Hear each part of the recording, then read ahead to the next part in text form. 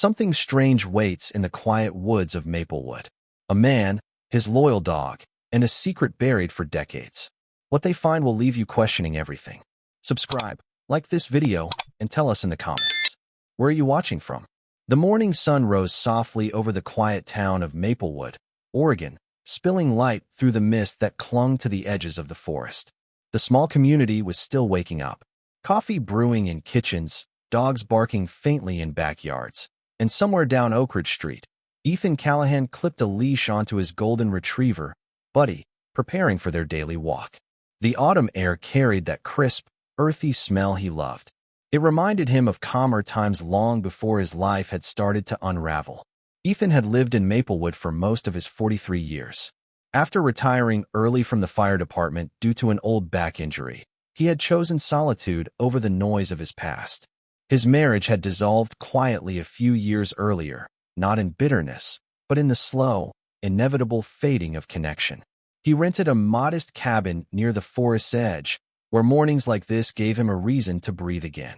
Buddy, loyal and endlessly energetic, was his one constant companion, the one being that didn't expect explanations or apologies. The ridge trail began just beyond the old water tower, winding deep into the woods that surrounded the town like a green ocean. Few people ventured that way anymore. The trail had once been popular with hikers, but over the years, fallen trees, erosion, and stories of coyotes had turned most folks towards safer routes. Ethan preferred it that way. Out there, the world was quiet enough for him to think or to stop thinking entirely. As they entered the woods, the sound of civilization melted away. Only the crunch of fallen leaves and the rhythmic panting of Buddy filled the silence. Sunlight filtered through the tall Douglas firs, scattering golden rays onto the trail. Ethan adjusted his worn flannel jacket and breathed deeply. He had walked this path hundreds of times, yet something about it always felt different, as if the forest was alive, watching, remembering. They followed the winding path until Buddy stopped abruptly. The dog's ears perked up, his tail stiffened, and a low growl rumbled in his throat. Ethan frowned, glancing around, expecting maybe a deer or a squirrel. "What is it, boy?" he asked quietly. But Buddy didn't move. His eyes were fixed ahead on something near the bend of the trail. When Ethan stepped closer, he noticed it. A massive tree trunk lying strangely across the path. It looked old, half-rotted, with its roots still clinging to clumps of dirt. But something about it seemed off. He didn't remember seeing it before. Maplewood's logging crews rarely came this far out, and the last big storm had been weeks ago. The tree looked as though it had been torn from the ground recently, its roots exposed like skeletal fingers. Buddy barked once, sharp and loud, breaking the stillness. Ethan's first instinct was curiosity. He had always been drawn to small mysteries, the kind that tugged at you for no clear reason.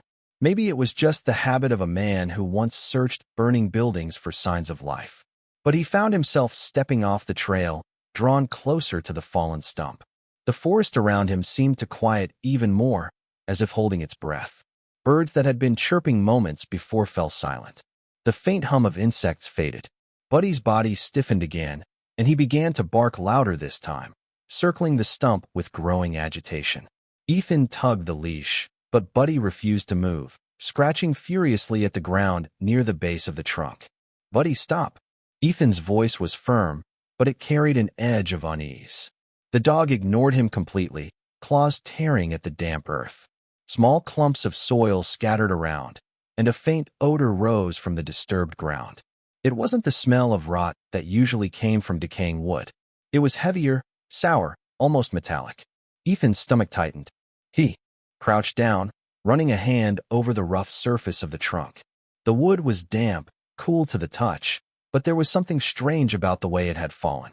The roots were uneven, as if the earth beneath had collapsed rather than the tree simply being uprooted by wind. He pulled back, trying to make sense of it, while Buddy's barking echoed through the woods. For a long moment, Ethan hesitated. He looked around. The forest stretched endlessly in every direction, shadows shifting between the trunks. He told himself it was probably nothing.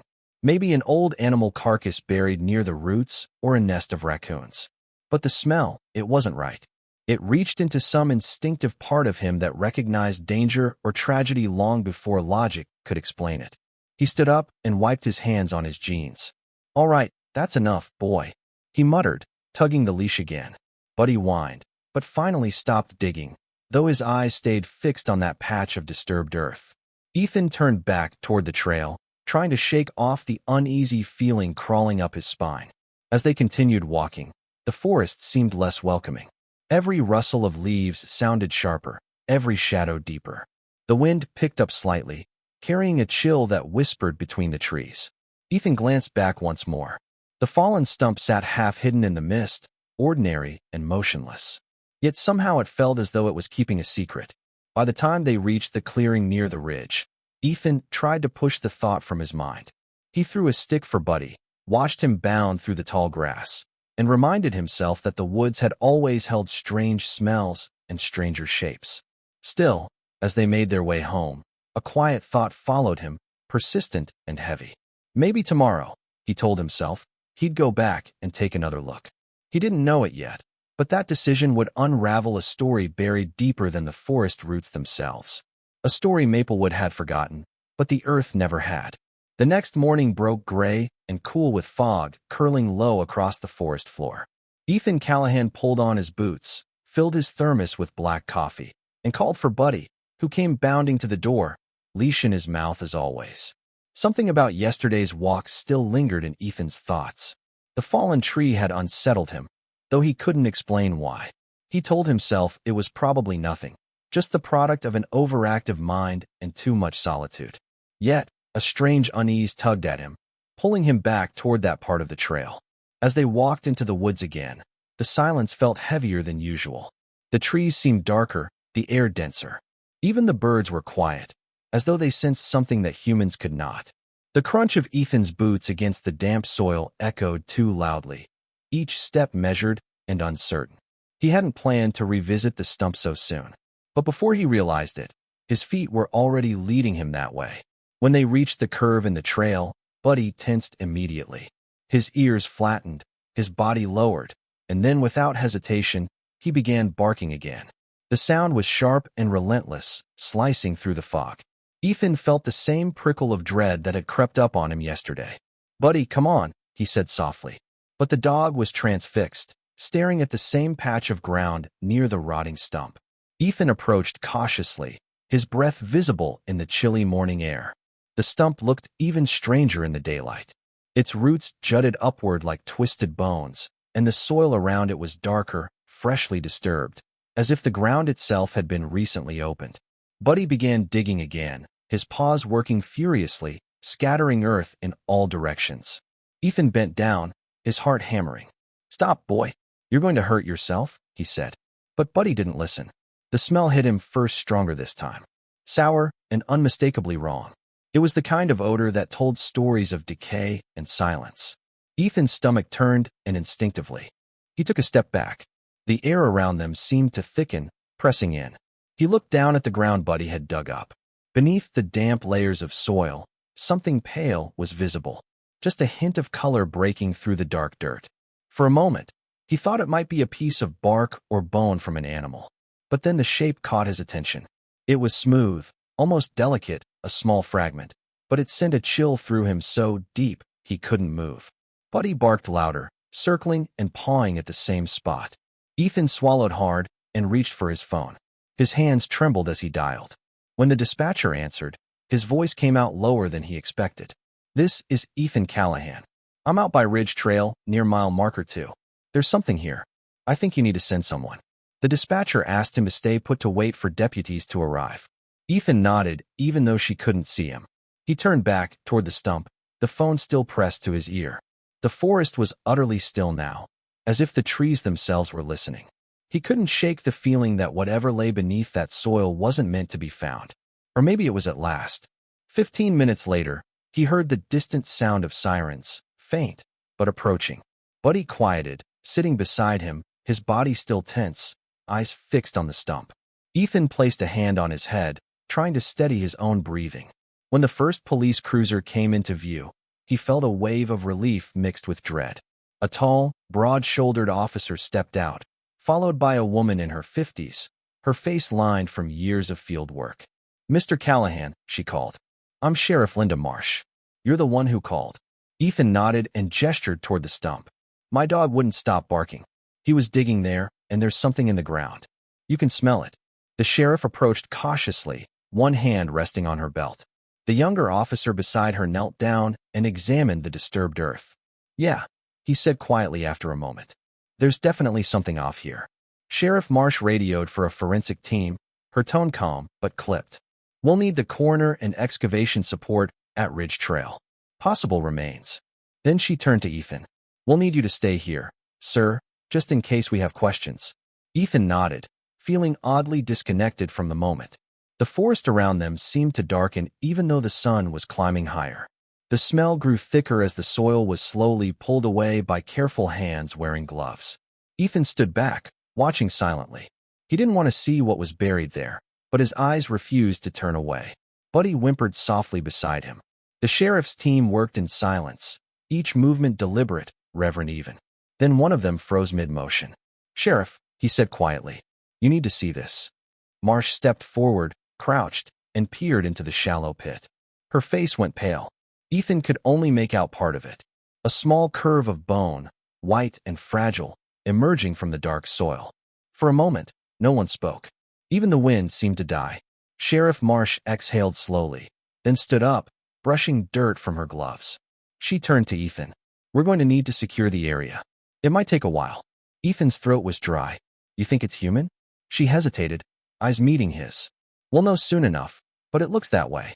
He looked down at Buddy, who had gone completely still now, tail low, eyes fixed on the ground.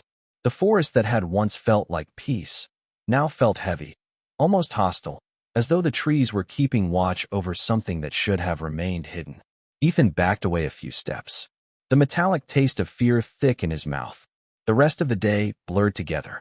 Sirens, flashing lights, voices over radios, the rhythmic hum of machinery as the forensic team brought in equipment. The quiet woods had transformed into a scene of grim purpose. Reporters would come later, he knew. But for now, it was just him, the officers, and the forest whispering its old, terrible secrets. By the time Sheriff Marsh dismissed him, the sun was sinking behind the ridge. Ethan gave Buddy a final glance and whispered, Good job, boy. They walked home in silence. The sound of gravel underfoot, the only noise between them. He didn't look back. He didn't have to. The forest had already shown him enough. That night, as he sat on his porch with Buddy asleep at his feet, he couldn't shake the smell from his nose or the image from his mind. The pale curve of something once living, buried deep beneath the roots. Somewhere out there, in the quiet heart of the woods, the truth had started to rise, and it wouldn't stay buried much longer. By the time the sun climbed above the pines, the Ridge Trail had transformed into a controlled investigation site. Police tape fluttered between trees, bright yellow against the dull browns and greens of the forest. Sheriff Linda Marsh stood near the stump, her gloved hands resting on her hips as she surveyed the scene. Ethan Callahan watched from a distance. Buddy sitting obediently beside him, the leash slack, but his body alert. The forest was alive with quiet motion voices, murmuring over radios, cameras clicking. The soft metallic sound of shovels scraping against damp earth. What had once been his peaceful trail now felt haunted, a place that breathed with secrets. The forensic team worked methodically, removing layer after layer of soil around the fallen stump. Every few minutes, they paused to document, to photograph, to whisper something to the sheriff. Ethan had seen death before back when he worked as a firefighter. But this was different. There was something unbearably fragile about what lay beneath the ground. Something that demanded silence and reverence. Sheriff Marsh crouched near the excavation, her expression set in grim focus. She had seen more than her share of tragedies in her 30 years of service, but this one struck a chord she hadn't felt in a long time. The bones were small, delicate, too small for an adult. One of the officers gently lifted a fragment with a brush, revealing a rounded shape. The curve of a tiny skull. A hush fell over everyone. The air thickened with the gravity of the moment. Even the wind seemed to still. Ethan took a step back, unable to tear his eyes away. Buddy let out a soft whimper, pressing closer to his leg. The sight felt surreal, like watching a nightmare unfold in slow motion. He didn't need to be told what they were finding. The way the sheriff's shoulders slumped slightly said everything. This wasn't some old animal remains or a hunter's trap gone wrong. This was human and young. One of the technicians, a man named Collins, called out to the sheriff after several long minutes. "There's more here," he said, his voice strained. "Another set right next to the first." Sheriff Marsh closed her eyes briefly before nodding. "Document it," she said carefully. The second set of bones appeared beside the first, smaller still, lying side by side in the cold soil, as if they had been placed there with deliberate care. The positioning was haunting. Two tiny skeletons, hands almost touching, preserved together under the weight of years. The sheriff straightened slowly and turned toward Ethan. "Mr. Callahan, I think you should head home for now," she said softly. "We'll have questions later, but there's no need for you to see more of this." Ethan hesitated. "Who do you think they are?" Her eyes met his weary but kind. "We won't know until the lab confirms," but she exhaled. "There's an old case file that matches this description. Two sisters went missing about 30 years ago. Twins, Lily and Grace Porter. They lived right here in Maplewood." Ethan felt the name strike something deep inside him. He remembered hearing about the Porters when he was a kid. Vague whispers among adults. News clippings pinned on bulletin boards. Two little girls who vanished one summer afternoon on their way to a friend's house. Search parties had combed the woods for weeks. The town had prayed, donated money, held candlelight vigils, but nothing had ever been found until now. The sheriff's radio crackled with a message from the coroner. "Preliminary analysis indicates both victims around 6 years old, consistent with missing persons report dated August 1993. Her jaw tightened. "That's them." For a long moment, no one spoke. The reality of it settled over the forest like fog. Thick, heavy, suffocating. Ethan rubbed a hand across his face, trying to absorb what he had just heard. Those girls had been missing for 3 decades, buried here under a tree that had grown tall above them, hiding their resting place from the world. He looked back at the stump, now little more than a ring of roots and dirt. "You think the killer planted the tree over them?" he asked quietly. "It's possible," Marsh said. "Or maybe it grew naturally over time. Either way, nature protected them until now." As the afternoon wore on, more officers arrived, bringing evidence markers and lights as the daylight began to fade. They recovered fragments of fabric, what might have once been pieces of dresses, and a small corroded metal object that turned out to be a toy locket shaped like a heart. Inside was a tiny engraving. "LG." The sheriff held it in her gloved hand, her eyes softening. "This belonged to them," she murmured. Their mother mentioned a matching set in her old statement. Ethan stood quietly, watching as they placed the delicate remains into clean, white evidence bags. Each movement was slow, deliberate, respectful. It was impossible not to think about what those girls' last moments must have been like. The fear, the confusion, the dark. He felt a lump rise in his throat, and Buddy pressed against his leg again as if sensing his sorrow. When the last of the equipment was packed and the area sealed, Sheriff Marsh walked over. Her voice was low but steady. "You did the right thing calling us. If you hadn't found them, they might have stayed here forever." Ethan nodded, though the words didn't bring comfort. "I just keep thinking about their parents. He said they never got to know what happened." She sighed, glancing toward the trees. "They passed away years ago. The father in 2008, the mother not long after, but maybe in some way they'll finally rest, too." The sheriff left him with that thought as she returned to her team. The light was fading fast now, shadows stretching long between the trees. Ethan stayed for a few moments longer, staring at the disturbed earth and the hollow where the stump had been. The forest was quiet again, eerily so, as though it had closed its mouth after finally speaking the truth. As he and Buddy walked back down the trail, the faint hum of police radios faded behind them. The air smelled of damp soil and pine, but beneath it lingered something else, something ancient and mournful. The sun dipped below the ridge, and the forest swallowed the last traces of light. Ethan didn't look back. He knew that what they had uncovered that day wasn't just a crime scene. It was a grave that had waited decades to be found. And now that it had, Maplewood would never be the same again. News spread through Maplewood like a cold wind. By the next morning, everyone in town had heard about the discovery in the woods. People whispered about it in diners and gas stations, in church parking lots and grocery store aisles. The disappearance of Lily and Grace Porter had haunted Maplewood for 3 decades. And now, After so many years of silence, the forest had finally given up its secret. The Porter sisters had become a legend. Two bright little girls who vanished on a summer afternoon. Their bicycles left abandoned near the old bridge. Every few years, their faces would appear again in the local paper, printed under some headline about unsolved mysteries. But no one ever found a trace until now. Sheriff Linda Marsh sat in her office, surrounded by stacks of files, so old their paper had yellowed at the edges. She flipped through photographs, witness reports, and search maps, trying to piece together a timeline that had long since gone cold. The parents, Samuel and Clara Porter, had done everything humanly possible. They'd organized volunteers, begged for federal involvement, even hired a private investigator who vanished himself into dead ends. When Samuel died, people said grief had hollowed him out. Clara lived for another year and a half before her heart simply gave out. Now both were gone, and the truth had arrived too late for them to see it. Ethan Callahan sat across from the sheriff, his hat in his hands, feeling out of place among the official bustle. He'd been questioned twice already, his statement recorded. But Sheriff Marsh had invited him back, not as a suspect, but as someone who had unknowingly brought closure to an entire town. "You don't owe anyone anything," she told him gently. "But you did something good here. You helped those girls come home." Ethan nodded, but said nothing. He didn't feel heroic. He just felt haunted. After leaving the station, he drove through the quiet streets of Maplewood. Every house seemed to hold a memory of those missing girls.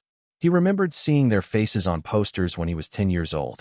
Two identical smiles, pigtails tied with ribbons, eyes bright with the kind of innocence that the world too often failed to protect. Now he knew where they had been all along, buried beneath a tree, just a mile from where he'd spent most of his adult life walking his dog. The thought gnawed at him. How many times had he passed by without noticing? How many times had he felt at peace in the same woods that held their secret? That evening, he stopped by the old diner on Main Street. Conversations hushed when he walked in. People glanced at him with something between sympathy and awe. "You're the one who found them," someone whispered. He ordered coffee and sat by the window, staring at the dark line of trees on the horizon. The waitress, an older woman named Marlene, placed a mug in front of him and said quietly, "My mama used to babysit those girls. Sweetest kids you ever saw." Her eyes welled up. "It's a sad thing, but at least now we know." Ethan nodded again, not trusting himself to speak. Meanwhile, in the sheriff's office, forensic reports began to arrive. The bones confirmed the identity beyond doubt. Lily and Grace Porter, 6 years old, missing since August 1993. Soil analysis suggested they had been buried at roughly the same time as their disappearance. There were no signs of clothing consistent with adults or tools that might identify the perpetrator. Whoever had done this had been careful, methodical. The sheriff stood by the evidence table long after her deputies left for the night. The killer was likely dead by now or long gone. But still, she couldn't shake the feeling that someone in Maplewood had known more than they ever said. The next few days brought quiet mourning. The local church planned a memorial and townsfolk began leaving flowers near the entrance of Ridge Trail. News vans came and went, reporters eager to capture the story of a small town's rediscovered heartbreak. Ethan avoided the cameras, walking Buddy at dawn when the forest was empty. The police tape had been removed, leaving only a patch of turned soil and the ghost of the fallen tree. The wind moved through the leaves like a whisper. Buddy sniffed the ground, then sat, tail curled as if sensing the gravity of the place. Ethan stood still for a long time. That night, unable to sleep, he sat on his porch, staring at the stars. The case wouldn't leave his mind. The sheriff had told him that rain and erosion probably exposed the roots, which caused the tree to fall. If that storm hadn't come, if he hadn't chosen that trail, if Buddy hadn't refused to move, it might have remained hidden forever. The weight of that coincidence pressed on him. It felt less like chance and more like fate. At the same hour, Sheriff Marsh reviewed the final notes of her report. The physical evidence might never identify the killer, but she wanted to give the town something more than an ending without meaning. She included a section about how the children had been found side by side, how their hands seemed almost to reach for one another, and how the tree that grew above them had stood strong for decades, protecting their resting place from storms and men alike. Nature, in its strange way, had guarded them until someone finally came to listen. The next morning, Ethan drove past the porter's old house on Elm Street. It was empty now, paint peeling, windows boarded. In the front yard, wildflowers had taken over what used to be a neatly kept garden. He parked for a moment and sat in silence. He thought of the parents, of how they had waited and prayed for an answer that never came. He thought of the forest, of Buddy barking at the stump, of that terrible smell rising from the earth. And somewhere beneath all of it, he felt a quiet kind of sorrow, a mourning not just for the girls, but for the years that had stolen the truth from everyone who loved them. As dusk settled over Maplewood, the air turned cool and still. The town was quiet again, as though exhaling after holding its breath for too long. Ethan knew the investigation would fade eventually, replaced by other stories, other tragedies. But some part of the woods would always belong to Lily and Grace.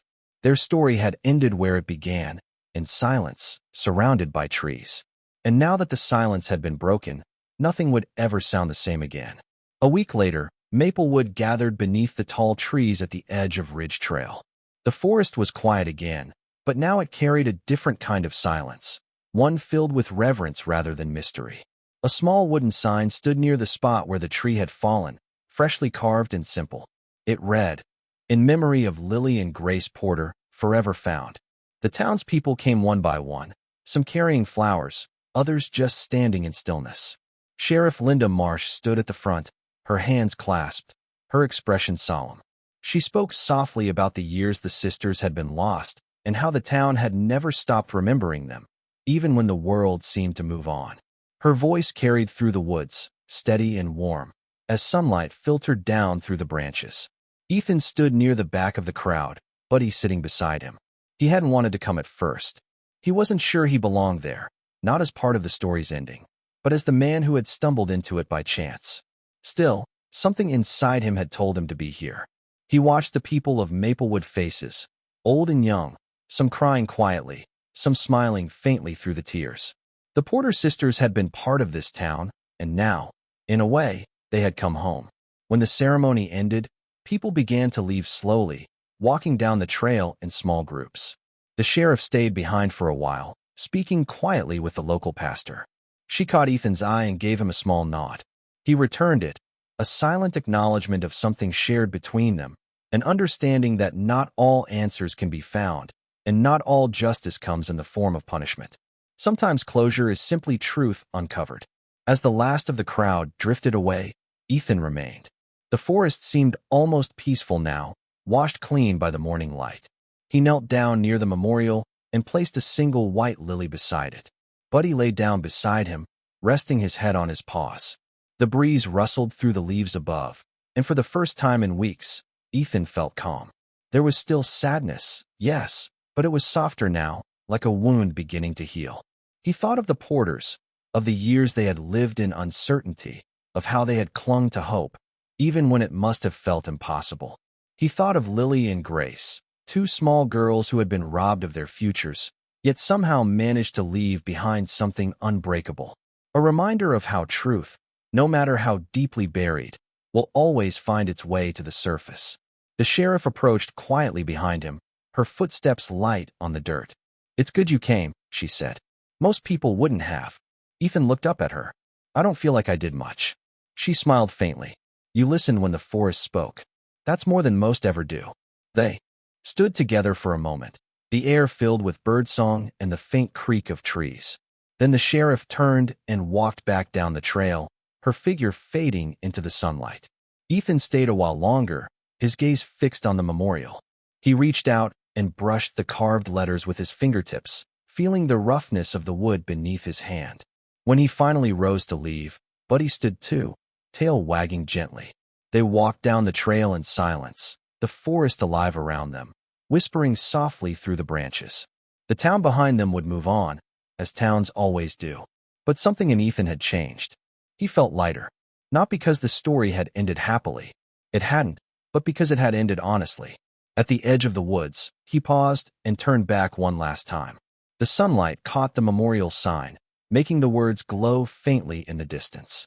He smiled, a small, quiet thing that carried both grief and gratitude. Then he whispered almost to himself, "Rest easy, girls." Buddy gave a soft bark as if in agreement. and together they walked toward home.